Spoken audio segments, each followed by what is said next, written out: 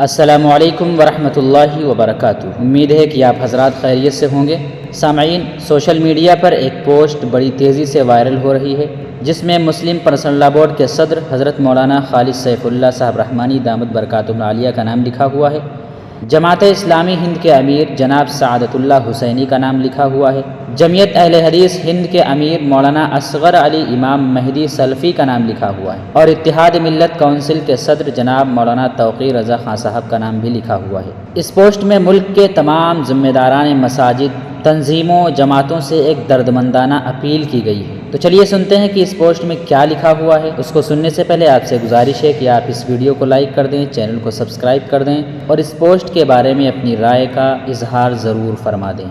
تو چلیے سنتے ہیں کہ اس پوسٹ میں کیا لکھا ہوا ہے جو سوشل میڈیا پر بہت تیزی سے وائرل ہو رہی ہے۔ اس میں لکھا ہوا ہے: درد مندانہ اپیل۔ ملک بھر کے تمام ذمہ داران مساجد و تنظیموں، جماعتوں سے درد مندانہ اپیل کی جاتی ہے کہ ماہ ربیع الاول کے موقع پر منعقد ہونے والے مختلف اجلاس، اجتماعات، جلسہ رحمت للعالمین اور جلسہ سیرت النبی صلی اللہ علیہ وسلم وغیرہ میں اس عنوان فکری و تہذیبی ارتداد، اسباب و حل کو موضوع بنا کر مسلمانوں میں بیداری لانے کی کوشش کریں۔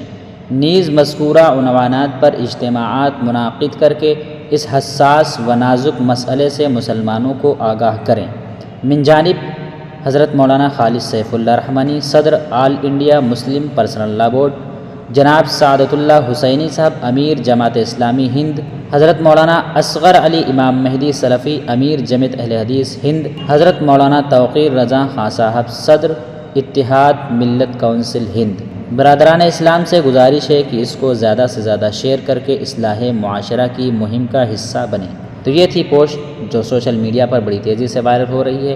آپ سے گزارش ہے کہ اس ویڈیو کو لائک کر دیں، شیئر کر دیں، چینل کو سبسکرائب کر دیں۔ السلام علیکم ورحمۃ اللہ وبرکاتہ۔